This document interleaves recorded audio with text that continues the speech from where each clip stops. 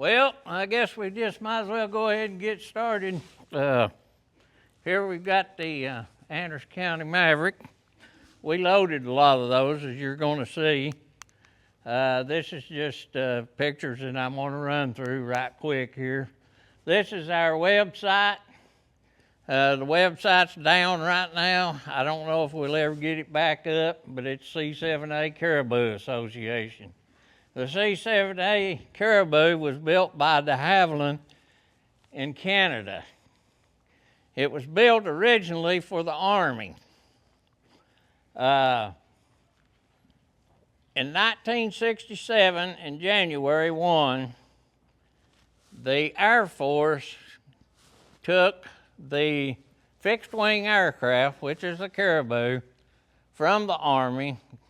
In return, we gave them a bunch of helicopters. I was in on the ground floor. This is just me, 459th Tactical Airlift Squadron. I was basically stuck with the 92nd Aviation Company, the Army. So I spent my time in the Army. I spent my time at Fort Benning, Georgia, too, learning these aircraft. Here's the symbol for the 92nd Aviation Company. Here's the Army aircraft. It's called a CV-2B.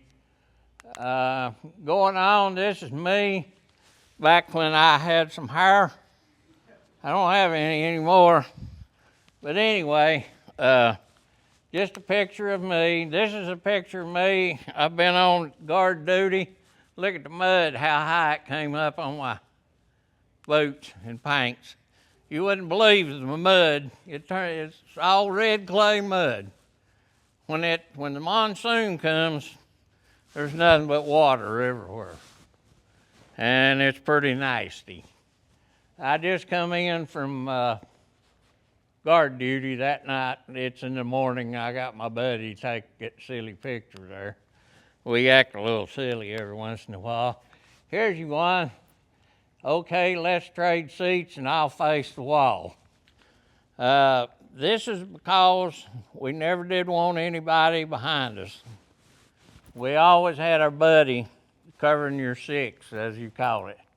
But anyway, the wife had a hard time learning that I didn't want to go into a restaurant and not face the door. I wouldn't put my back to the door, and there was a reason for it. The reason for it is because if you was somewhere in town and went in, put your back to the door, 90% of the time you're probably going to get killed. This here is the shower for Phuket. This was all mud at one time. This is an open door shower. Cold water, no hot water. This is our bathroom. Some of you probably don't even know what an outhouse is. This one didn't have a cover on it, but anyway, this is what we had to use for potties. Going on, this is the engine that I worked on. It's an R2000 engine made by Pratt & Whitney. It develops about 2,500 horsepower. There was two of them on the aircraft, so there you have 5,000 horsepower pulling this little airplane. This is a picture of the Air Force plane after we got it, repainted it, and painted the tails back there. Up on the tail there you can see white. Our call sign was KE, and our tails were white. There was red, yellow, blue, and others. Here's a little funny. This is the reason it takes more training to become an aircraft mechanic than a pilot. If you don't think this is crazy, there's the pilot's one. Here's all the maintenance technicals books. And I'm not joking about it either. I learned to fly one of these aircraft very quick. It didn't take but just a few days. Going on, this is where we landed, across from a tea plantation. The next picture is a picture of the coffee and the tea. We're taking off You see the dirt runways, this is what we always had to deal with. This is me sitting in the pilot seat at Warner Robins Air Force Base, Georgia. If you ever go to Warner Robins, Georgia, go to the museum down there. There's an Air Force Museum, and it is filled with aircraft. If you like to look at aircraft, our plane here, 753, is down there. And it was a pleasure for me to meet up with an old plane that I worked on years and years ago. I also took my grandson up in the plane, let him sit in the seat, and they weren't too happy about that. The curator come down, and it was all roped off, and I crossed the ropes and went up in it. I told him, I said, look, it's my grandson. I said, I worked on this aircraft. I really enjoyed working on it. I said, I wanted my grandson to see this because he needed, I thought, to see it. He likes history. This is the instrument panels. There's the yoke, pull back, push forward. See if you can see the pedals down here, they're on down here. That controls the rudder in the back. Going on, this is the cargo bay of the plane. This is me sitting in the jump seats. We put the jump seats up, and if you look in the floor, we had rollers that went in there so we could haul all kinds of things for it. Now here's one of the Mavericks that we used to haul, and it looks like a Maverick, whether you believe it or not, but that's what we used to haul, water buffaloes. Here's one here. This is A10 or A103, I can't see, 103. Getting ready to be loaded. He didn't have his parachute with him. Okay, here's the water buffalo, 2 parachutes on it.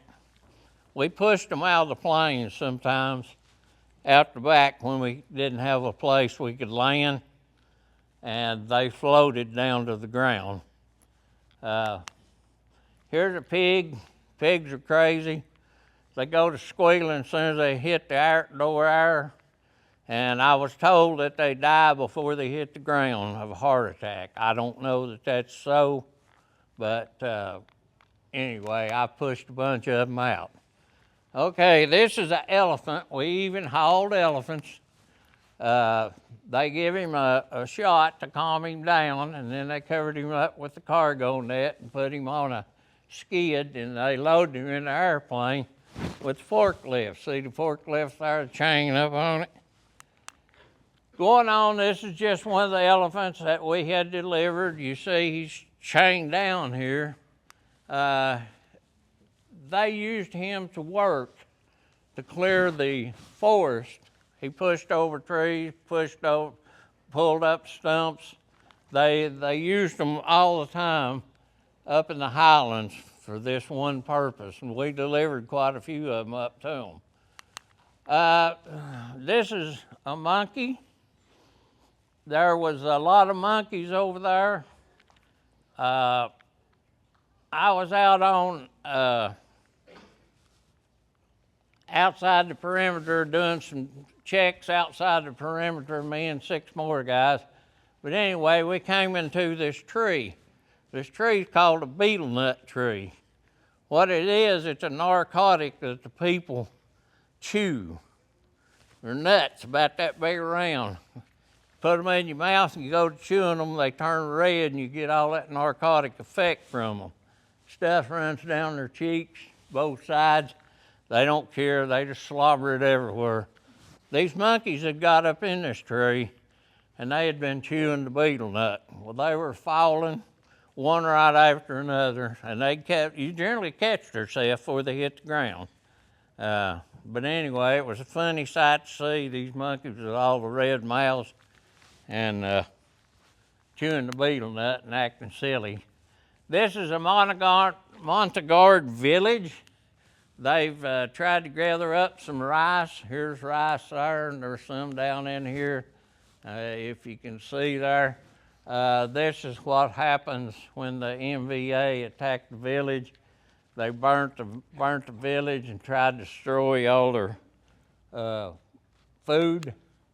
Okay, here's a tiger. Now, there were tigers over there. There were tigers, wild tigers, wild elephants, crocodiles, monkeys, and snakes by the umpteen zillion. There were 37 different types of poisonous snakes in Vietnam, and some of them, as you're going to see as I go on, I just throw this up here. It says Marine and cat's mouse saved by swift-moving partner. Well, what he done, he shot the dadgum thing because they were out at night on ambush, hid, and that tiger snuck up on him and grabbed his partner, and he got him around the head and was dragging him off, and his partner shot him and killed him. But anyway, here's a morning report. These are not supposed to get out, morning reports.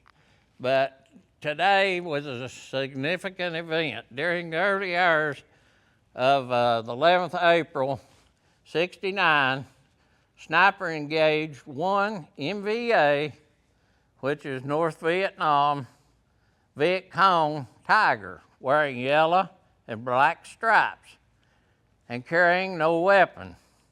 The team engaged the tiger with small arms fire. A sweep of the area the following afternoon resulted in the NVA VC finding a 500-pound tiger KIA'd. So you see, everything's not hunky-dory, and actually this is supposed to be confidential. I just happened to get a hold of it, but anyway, I thought it was funny, and it is funny, or I think it's kind of funny. There's the tiger that they killed. They gutted him, see what he'd been eating. Because they sneaked into the villages in the night, and they would grab a little kid, take them off and eat them. A lot of kids never made it to teenage time or anything.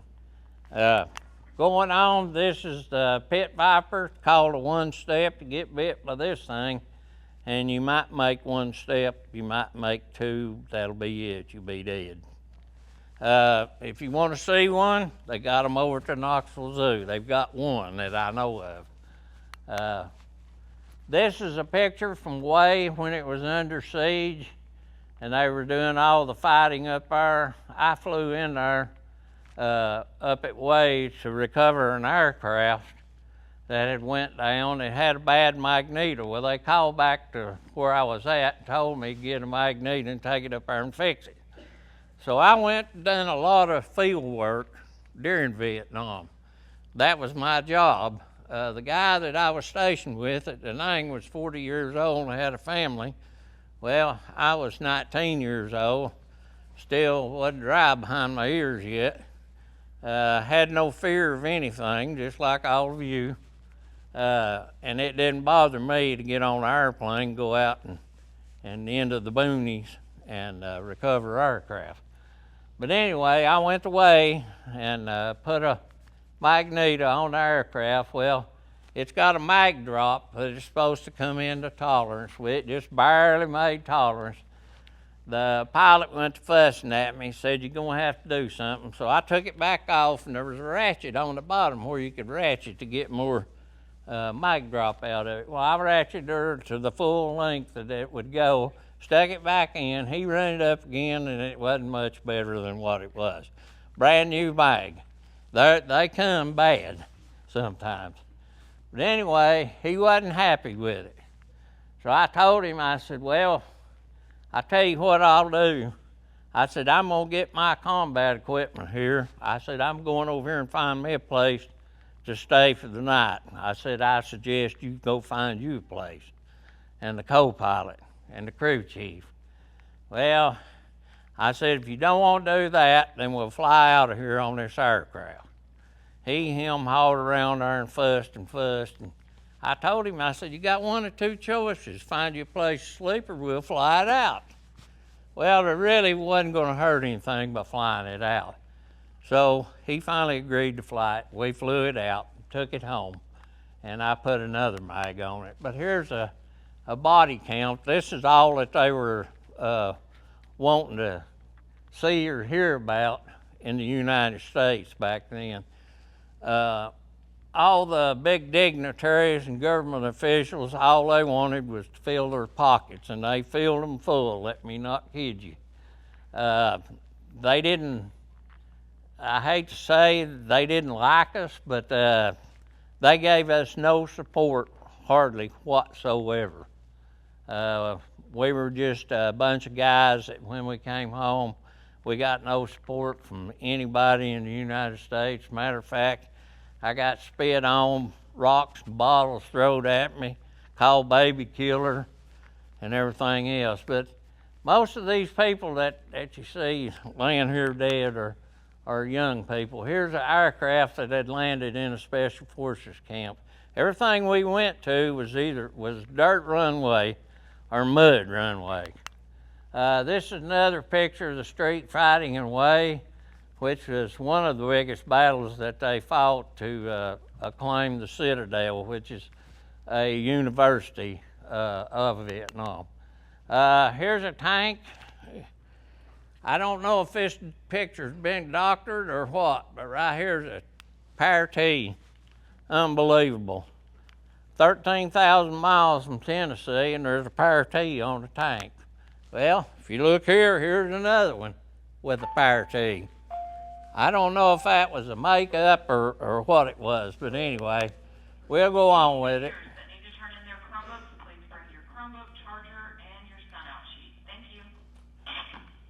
Here's another picture of the street fighting in Way. Here on this, you see this tank shooting liquid gas out to try to burn them out to get them out of there.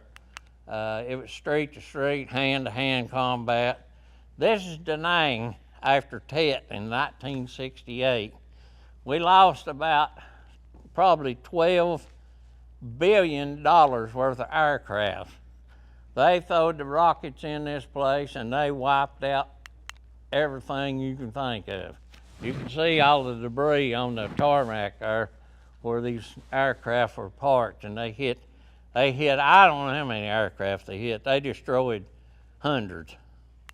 But anyway, here's a picture of the rocket that I was talking about. That's a 122 millimeter rocket that the Russians gave to the Chinese, that the Chinese gave to the Vietnamese. Here's Marble Mountain.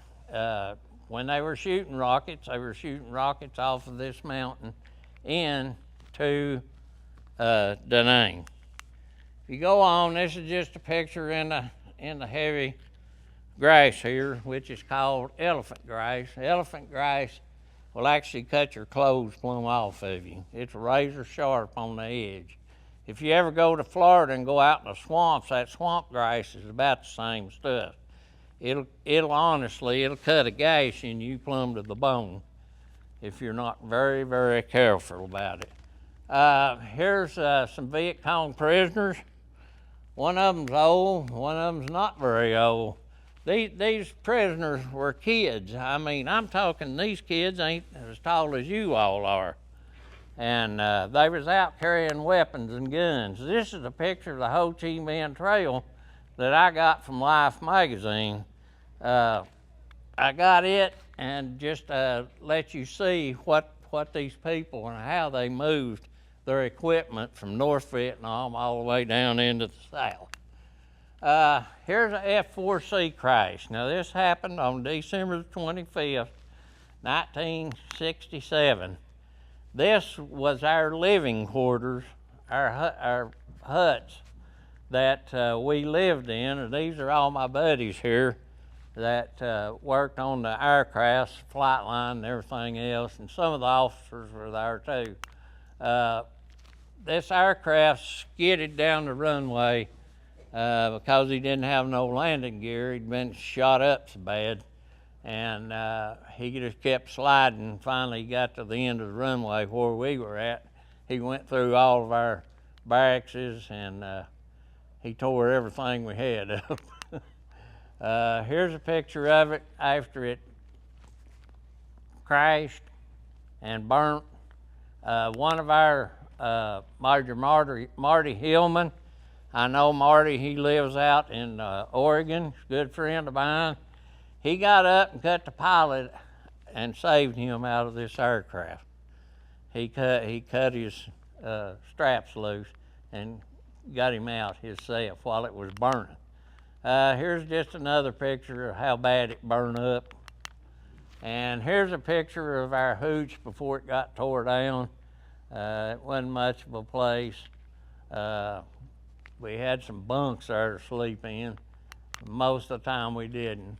Here's travel down US Highway 1. This is a family. You see there's no man there because they took all of them, all the men, and sent them to fight against the Americans and the allies that we had. We had Koreans, Australians, Filipinos. I can't think of all the countries that was fighting with us. Here's a picture of transportation. This is it. If you look over here, somebody's riding in that. And here's a picture here. This is Walmart Food Center. This is just an open air market. You can go out there and buy this stuff, but I wouldn't buy it or eat it, either one, because most of it's been raised in human waste. Here's Kroger's. These are two huts here that are full of all kinds of things. See, you can even see pigs laying here that you could buy. But anyway, if you went in those markets, if you didn't have somebody with you watching you back, you probably wasn't going to come out, because they captured a lot of Americans because they were in there by themselves. Americans not too smart sometimes. This is Food City here. It don't look like a food city here in the States, but this is what it was called. The next picture is not a very good picture. It's kind of blurry, but this is McDonald's. It's on the side of the road, and they didn't have a drive-up window, it was a walk-up window. And you could get what you wanted to eat, but I never did eat the stuff. I did go to Thailand one time because of a hurricane that came to Vietnam. And while I was over there, I went to a restaurant over there in Thailand, and I couldn't find nothing on the menu. I finally ordered some kind of meat, and I really think it was dog, if you want to know the truth. There's not dogs, there's not cats. Anything that had 4 legs and was walking, they just about killed it and ate it. These people were so poor. You can't imagine how poor these people are. Here's a lady out here with her buffalo early in the morning, and here's another picture of them going down the road. No man available. This is how they lived. As you can see, there's a hut back here that they slept in. Everything was on the ground. They cooked on the ground. Here's a coconut. There's a lot of coconut and a lot of banana trees. Now, I did get some bananas off some of them trees and eat bananas, but most of the time they were green. You couldn't find them yellow like you do in the store. They do something with gas to make them turn yellow. This is Lady Vic, Hong lady here. You can see she's carrying an AK-47, and if you think she wouldn't shoot you, you better think again, because she'd just soon shoot you as look at you. This right here is a Michelin rubber plantation. These are all rubber trees. I don't know if you can see these little buckets on the side of these trees. What they do, I'll show you a better picture in a minute. But you see the bark where they've stripped it off going up that tree? what they do, they strip the bark off and that tree bleeds. And what it bleeds is a white gummy substance. And that's what your tires are made out of. Also, your chewing gum is made out of it. But I've got another picture here, it's a little better. See how they've stripped that tree down? That's a rubber tree. They don't use the whole tree. They just use the sap out of all those trees. It's kind of unusual.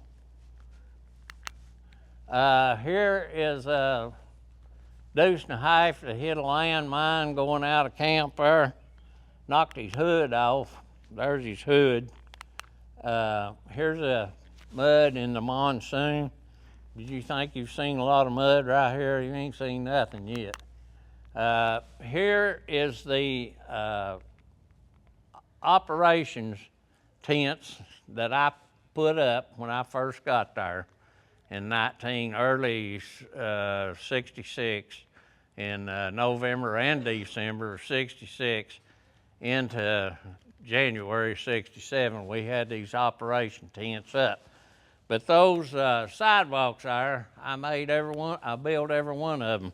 What they done, they bring these big skids in like this. You had to tear them apart, and then they give you a bucket of nails, but the bucket of nails was full of water. But anyway, this is what we done when the monsoon was going on. And this is our ops operation. I helped put up all those tents. Now here is our runway. This is our runway. It's was dirt for a long, long time. This is our tarmac over here, and it was mud for a long time. And then the Red Horse people came in from out of Texas, and they put down some of this open grading that's got holes in it. Well, we used that for a while. They came back, and they put in some real good stuff, some aluminum locking sheets, and made our tarmac for us, but we still hadn't got our runway fixed. Our runway was about, I'm gonna say 2,500 feet. This aircraft that I worked on, and you can see all of them back here in the back, it was a short takeoff, short landing aircraft. It could land with 25,000 pounds of any kind of food or whatever, ammunition, Jeep, or whatever. It could land in the length of a football field, 300 feet. It also could take off in 300 feet. Now that's amazing. It could take off loaded. Okay, here's some more of the mud. This is more mud down at Phuket when I was there. This is some of the Army guys stomping around. Here's some mud. I told you ain't seen no mud yet, but right here's a whole bunch of it. And the next picture, you will see how much mud. Look at that. That's just pure mud. They lost, I don't know how many bulldozers over there during the rainy season. It was just sloppy, red clay mud.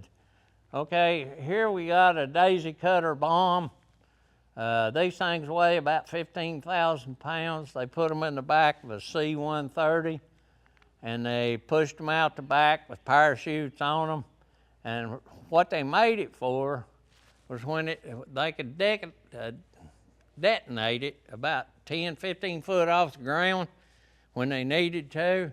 It would wipe out everything in a circle there, and they could make what they call a LZ, landing zone for helicopters.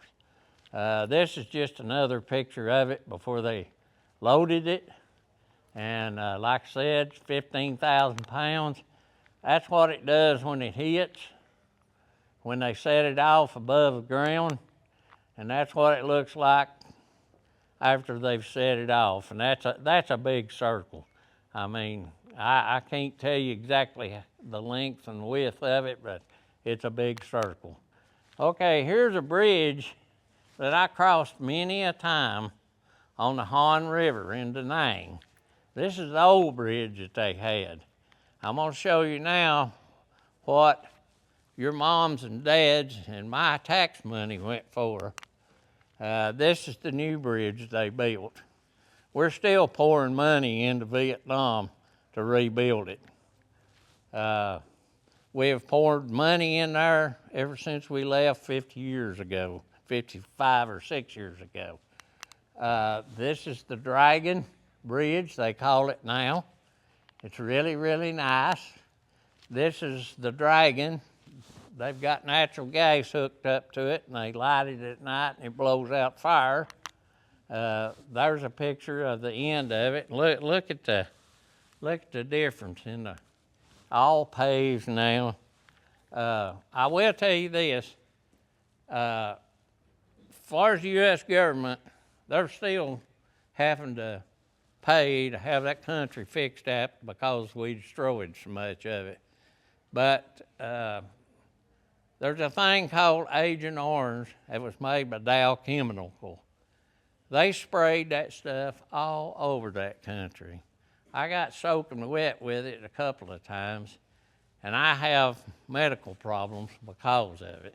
I won't go into that detail, but here's an Agent Orange ribbon on my vest here. But anyway, this is all gave some gave all. This was painted by my daughter and grandson, and they gave it to me on Veterans Day one day. This is just me in Texas at the Quarter Horse Museum, just horsing around with a bunch of friends. And that's a statue, and I just acting like I grabbed the cow. This is Anderson County Mavs. That's about all that I've got to go through here today. I know it's been short, and it may not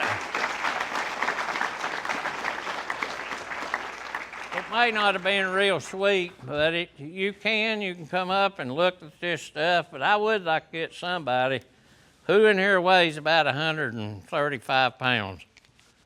You know, one of you come down there. Get up here, Ben. Okay, whatever. Come down there and see if you can put this on. Go, Ben. See if that'll go around you, buddy. You're good. Oh, yeah. All right. You have to twist, stick it in here like this. It's about to fall off of him.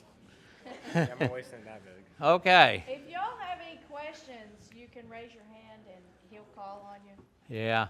I was 18 years old when they sent me over there. I was the same age as maybe some of you all. I don't know if you're graduating high school. I graduated in 1965, and I was on my way to Vietnam. Well,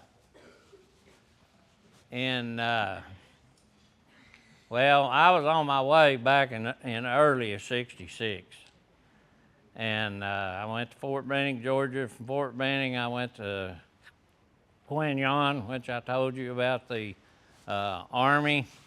I stayed there a few days with them. They sent me up there to build the base at Phuket, and that's what I did. I showed you the platforms, the tents that I put up for operation. I turned 19 in Vietnam. I turned 20 in Vietnam. I even turned 21 in Vietnam because I spent 2 tours. But anyway, I don't know that our group of young people that were the age that I was could honestly do what we did. I don't know if they could do that now.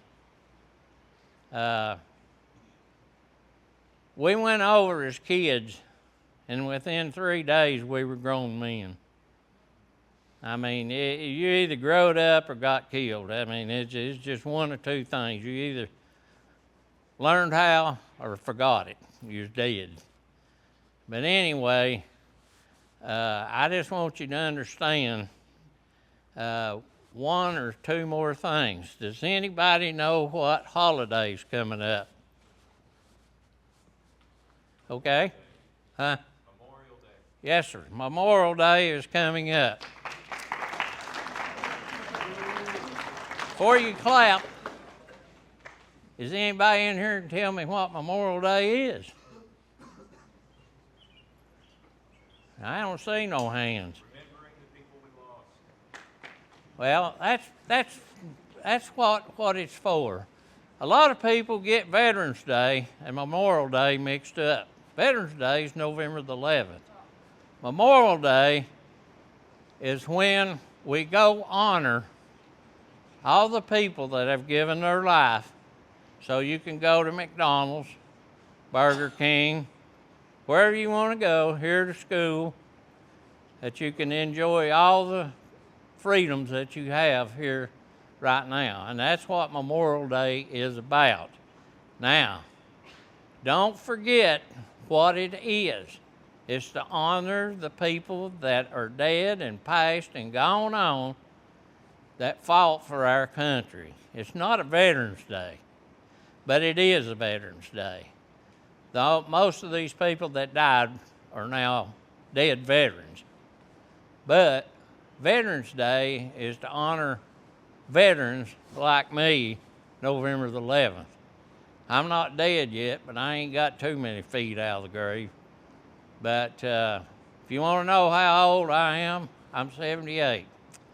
If you want to know if I ever shot anybody, I can't tell you specifically that I shot and killed anybody, but I will tell you this.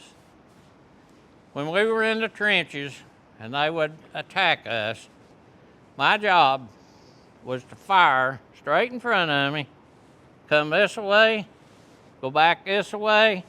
The guy beside me was turning his like this and out like this.